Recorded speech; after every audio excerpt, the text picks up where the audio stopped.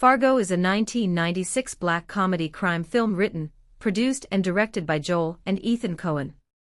Frances McDormand stars as Marge Gunderson, a pregnant Minnesota police chief investigating a triple homicide that takes place after a desperate car salesman played by William H. Macy hires two criminals played by Steve Buscemi and Peter Stormare to kidnap his wife in order to extort a hefty ransom from her wealthy father played by Harve Presnell. The film was both a critical and commercial success, earning particular acclaim for the Coen's direction and script and the performances of McDormand, Macy, and Buscemi. Fargo received 7 Oscar nominations at the 69th Academy Awards, including Best Picture, Best Director, and Best Supporting Actor for Macy, winning 2, Best Actress for McDormand and Best Original Screenplay for the Coens.